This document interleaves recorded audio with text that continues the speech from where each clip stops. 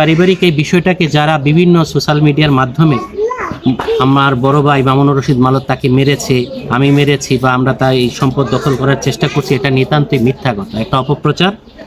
আমার যারা fake ID, Facebook fake ID বা অন্যান্য অনেকে অনেক ভালো আইডি দিয়েও আমাদেরকে নিয়ে লিখেছেন, আমি সেই সকল ভাইদেরকে আপনাদের মাধ্যমে অনুরোধ করব, কারো সম্পর্কে কিছু লেখার আগে সত্যতা যাচাই করুন, সত্য লিখুন এবং আগে জানুন যে আসলে মূল ঘটনাটা কি। একতরফা কোনো কিছু শুনে আপনাদের এই লেখাগুলো খুবই মর্মাহত, এগুলো একটা পরিবারকে মানসিক চাপে রাখে, যন্ত্রণা দেয়। আমি উপস্থিত সম্মানিত ইলেকট্রনিক মিডিয়া এবং সাংবাদিক বৃন্দ ভাইরা এবং যারা আমাকে এই মুহূর্তে দূর দূরান্ত থেকে শুনবেন দেখবেন, সবাইকেই আমি হারুনুর রশিদ মালত, বাবার নাম আব্দুর রশিদ মালত, আমার পক্ষ থেকে এবং আমার পরিবারের পক্ষ থেকে সালাম। আপনাদের একটা বিষয় অবগতর জন্য আজকে আমার এখানে আপনাদেরকে আমন্ত্রণ করানো।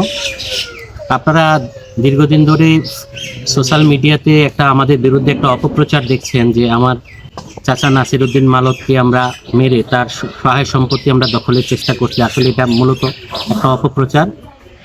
আজকে সেই পরিপ্রেক্ষিতে স্থানীয় মুরব্বিয়ানগণ, আমাদের সখীপুরের সম্ভ্রান্ত পরিবারের যারা দরবার সালিশ করেন সেই সকল ব্যক্তি এবং মালত পরিবারের অনেক ব্যক্তিবর্গ, ৬ নং ওয়ার্ডের অনেক ব্যক্তিবর্গের উপস্থিতিতে আমার চাচা নাসির মালতের যে মিথ্যা অভিযোগ আমাদের বিরুদ্ধে, আমরা তার সম্পত্তি দখল করে রেখেছি বা আমরা তার সম্পত্তি বুঝিয়ে দেই না, এই মর্মে যে দরবারটা অনুষ্ঠিত হলো, সেখানে আমার চাচার প্রত্যেক সম্পত্তি হচ্ছে ৪২%, কিন্তু আমার চাচা আমাদের কাছে বিক্রি করেছে ৭২%। আমরা বাকি সম্পদ অর্থাৎ আমরা ৭২% জমি তার কাছ থেকে ক্রয়ের মাধ্যমে কিনা এবং চাচা সবগুলো দলিল আমরা সাবমিট করেছি এবং এটাই সত্য যে তার কোনো সম্পত্তি নেই। দীর্ঘদিন ধরে তাকে আমরা আমাদের জায়গায় থাকতে দিয়েছি, আমার চাচা থাকছে, আমরা কোনোদিন তাকে আনুষ্ঠানিকভাবে বলি নাই যে আপনি চলে যান।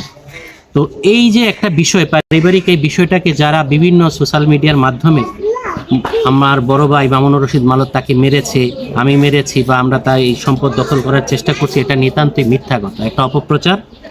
আমার যারা fake ID, Facebook fake ID বা অন্যান্য অনেকে অনেক ভালো আইডি দিয়েও আমাদেরকে নিয়ে লিখেছেন, আমি সেই সকল ভাইদেরকে আপনাদের মাধ্যমে অনুরোধ করব, কারো সম্পর্কে কিছু লেখার আগে সত্যতা যাচাই করুন, সত্য লিখুন এবং আগে জানুন যে আসলে মূল ঘটনাটা কি। একতরফা কোনো কিছু শুনে আপনাদের এই লেখাগুলো খুবই মর্মাহত, এগুলো একটা পরিবারকে মানসিক চাপে রাখে, যন্ত্রণা দেয়। আমি অনুরোধ করব আপনাদের মাধ্যমে, আপনারা যারা এই যে সাংবাদিকবৃন্দ আছেন, আপনাদের মাধ্যমে আমি অনুরোধ করব এই ধরনের অপপ্রচার, এই ধরনের মিথ্যা প্রকাশ থেকে দয়া করে আপনারা বিরত থাকুন এবং কারোর সম্পর্কে কিছু লিখলে আপনারা জেনে শুনে উভয় পক্ষের কথা শুনে লিখবেন। এটাই আপনাদের কাছে, আপনাদের মাধ্যমে যারা সাংবাদিক বৃন্দ আছেন, আপনাদের মাধ্যমে আমার তাদের কাছে আকুল আবেদন এবং অনুরোধ, আপনারা কার সম্পর্কে কিছু লিখলে দয়া করে জেনে শুনে লিখবেন।